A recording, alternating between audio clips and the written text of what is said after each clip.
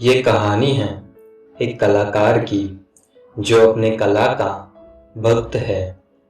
शुरुआत ऐसी है कि एक राजस्थानी लड़की और एक मुंबई का छोकरा अपने पहली डेट पर मुंबई दर्शन करके अंत में सनसेट का मनमोहक दृश्य देखने के लिए मुंबई के मरीन ड्राइव पहुंचे थे। प्रिया, जो पहली बार मुंबई आई थी अपने लॉन्ग डिस्टेंस बॉयफ्रेंड आकाश से मिलने के लिए, शहर की वैभवता और विविधता देखकर उसे ऑलरेडी मुंबई से प्यार हो गया था। हाथों में हाथ डालकर ये दो हंसों का जोड़ा मरीन ड्राइव पर सनसेट के मनमोहक दृश्य का आनंद ले ही रहा था, तभी प्रिया की नजर ऐसी जगह पड़ी जो कुछ असाधारण सी थी। मरीन ड्राइव के लगत जो पाम ट्रीज लगे हैं, उनमें से एक पाम ट्री के नीचे एक आदमी बैठा था जो तकरीबन 30-35 साल का लग रहा था। कंधों तक लगने वाले लंबे बाल, घनी दाढ़ी और कपड़े ऐसे कि वो भिखारी की तरह लग रहा था। लेकिन एक चीज जो उसे अलग बनाती थी, एक रक्षक बैग और एक प्लग बोर्ड जिस पर लिखा था, अपने कला की आराधना ही सबसे उत्तम मोक्ष है। प्रिया एक पल के लिए ठहरी, आकाश की तरफ देखा और उसका हाथ खींचकर उस आदमी की तरफ चल पड़ी। पागलपंती मत करो, वह आदमी मुझे सही नहीं लग रहा, आकाश ने प्रिया से कहा और उसे रोकने की कोशिश की। लेकिन प्रिया ने उसकी एक न सुनी और थोड़ी दूर चलकर वो दोनों उस आदमी के पास पहुंच गए। मुझे ये कुछ सही नहीं लग रहा, चलो तुम यहाँ से। अपने गर्लफ्रेंड के लिए ओवर प्रोटेक्टिव होकर आकाश प्रिया के कान में कुसुर पुसुर करने लगा था। उसकी कुसुर पुसुर के कारण उस आदमी का ध्यान हट गया जो मरीन ड्राइव के सनसेट को देखकर अपने ख्यालों में खोया हुआ था। लेकिन अब उसके सामने एक नौजवान कपल था। वह आदमी ने दोनों को देखते ही कहा, lovely couple enjoying the sunset. English में बातें करते देख दोनों आकाश और प्रिया हैरान हुए और एक दूसरे की ओर देखने लगे। इससे पहले कि वो दोनों कुछ बोल पाते या पूछ पाते, उस आदमी ने कहा, मुझे पता है आपके मन में कुछ सवाल होंगे, इसलिए मैं पहले ही बता देता हूँ। मैं एक साधु हूँ और मैं अपने कला का भक्त हूँ। आओ बैठो यहाँ पर। उस आदमी ने दोनों को इशारा करके अपने सामने बैठने को कहा। प्रिया झट से बैठ गई और आकाश ना चाहते हुए भी उसे बैठना पड़ा। ये कुछ दिलचस्प लग रहा है, एक साधु जो अपने कला का भक्त है, एग्जैक्टली मतलब क्या है इसका? प्रिया ने एक्साइटमेंट में उस आदमी से पूछा। वो आदमी हल्के से मुस्कुराया और बोला, मेरे पास ड्राइंग और स्केचिंग की कला है। मेरे लिए मेरी कला सर्वोच्च है। मैं जब भी ड्रॉ करता हूँ मुझे सेटिस्फैक्शन मिलता है। जैसे लोग भगवान की आराधना करते हैं, वैसे मैं अपने इस कला की आराधना करता हूँ। ऐसे नहीं कि मैं नास्तिक हूँ, मेरी ये कला उसी भगवान की देन है। हम साधारण मनुष्य भगवान को देख नहीं सकते, इसलिए मेरी कला के माध्यम से मैं उस तक पहुंचने की कोशिश करता हूँ। ओह वाह, सो थॉटफुल।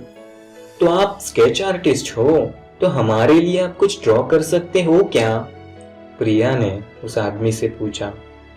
जरूर, उस आदमी ने कहा और अपने रक्षक बैग में से स्केच पेंसिल्स और ड्राइंग शीट निकालने लगा। अगर तुम स्केच आर्टिस्ट हो तो ऐसे इन हालात में क्यों बैठते हो? और भी तरीके हैं जिससे अपनी इस कला की उपासना की जा सकती है। आकाश, जो अब तक चुप था, अब सवाल पूछने लगा। वो आदमी फिर से मुस्कुराया और बैग से अपना सामान निकालते हुए बोला, मैं आपके सवाल का जवाब जरूर दूंगा। पहले ये तो बताइए, स्केच क्या निकालना है? हम दोनों हाथों में हाथ डालकर इस मरीन ड्राइव पे बैठे हुए हैं और सनसेट एंजॉय कर रहे हैं। ये सीन कैसे रहेगा? प्रिया ने कहा। परफेक्ट चॉइस मैम, वह आदमी बोला और अपने ड्राइंग शीट पे स्क्रिबल करते हुए आगे बोलता रहा। तो आपके सवाल का जवाब ये है कि मैं बचपन से ही मेरे हर नोटबुक या ड्राइंग बुक पे कुछ ना कुछ स्क्रिबल करता था। यही स्क्रिबल करना मेरी आदत बन गई और यही आदत मेरा जुनून बन गया। और मुझे जब रियलाइज हुआ कि मेरा मन इसी में खुश है, मैं अपना सब कुछ छोड़कर यहाँ चला आया, क्योंकि मुझे मेरे अपने कभी समझ नहीं पाए और मुझे यहाँ सुकून मिलता है, इसलिए मैं यहाँ बैठता हूँ। जब भी कोई मुझसे स्केच निकाल कर लेके जाता है, उसकी दिल से निकली हुई मुस्कुराहट ही मेरा असली धन है। I believe in passion in service of others, not in service of self. जिसे भी स्केच पसंद आती है वो कुछ ना कुछ मुझे दे जाता है और मैं भी स्वीकार करता हूँ, क्योंकि इस घोर कलयुग के ज़माने में खुद का गुजारा करना भी तो ज़रूरी है ना। मुझे मेरी कला का उपयोग करके नाम, पैसा, शोहरत कमाने में कोई दिलचस्पी नहीं है। मुझे तो बस अपनी इस कला से प्रेम है, इसके साथ जीना है और इसके साथ ही मरना है। ये मेरा सपना है जो अब मैं जी रहा हूँ, अपना सब कुछ त्याग करके। वाह, आप बहुत अलग हो, आपके विचार भी बहुत असाधारण हैं, प्रिया ने कहा। लेकिन आपको यहाँ बैठने की परमिशन कैसे मिली? यहाँ ऐसे रोज रोज बैठना अलाउड नहीं है। किसी ने आपको कुछ पूछा नहीं, कुछ कहा नहीं? आकाश ने उस आदमी से कहा। ये मुंबई है मेरे दोस्त, यहाँ थोड़ा पैसा और सेटिंग हो तो कहीं पे भी परमिशन मिल जाती है। और वैसे भी ये सपनों का शहर है, ये किसी के भी सपनों को अधूरा नहीं रखता। ऐसी ही बातचीत चलती रही और 1 घंटे बाद स्केच पूरा हो गया। This is your sketch ma'am, sketch देते हुए उस आदमी ने कहा। प्रिया ने वो स्केच देखा और देखते ही हैरान हो गई। Oh, just look at this, it's a masterpiece.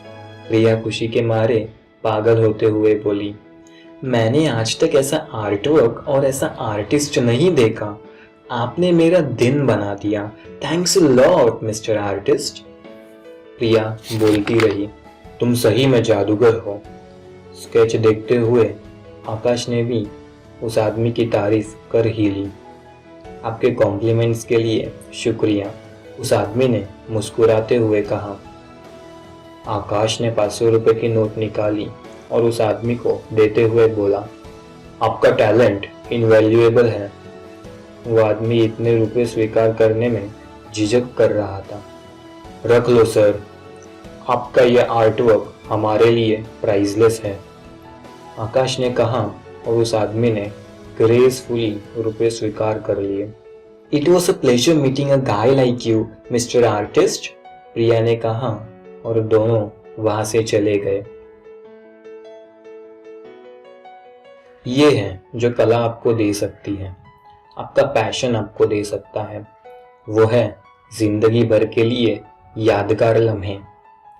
Art is what drives your inner self, art is what makes you passionate. Passion को फॉलो करना आपको सेटिस्फैक्शन देती है और यही सेटिस्फैक्शन आपको खुश रखता है। आपकी कला ही है जो आपको आपके अस्तित्व का कारण देती है और आपका जुनून आपको जिंदा रख पाती है। That's why it says worshipping passion is the best salvation. आकाश, हम तो उस मिस्टर आर्टिस्ट का नाम पूछना ही भूल गए, प्रिया ने कहा। कलाकार को याद रखने के लिए नाम की जरूरत नहीं होती, उसकी कला ही उसकी पहचान बन जाती है, आकाश ने कहा। You're correct my baby, प्रिया ने कहा और दोनों अपने अगली मंजिल की ओर निकल पड़े। तो ये थी एक कलाकार की कहानी जिसके लिए अपनी कला ही उसकी दुनिया है। अगर आपका कोई ऐसा कलाकार फ्रेंड हो तो उस तक ये कहानी ज़रूर पहुंचाना, और अगर आपको ये कहानी अच्छी लगी हो तो ज़रूर लाइक, शेयर और कमेंट करना। Thank you.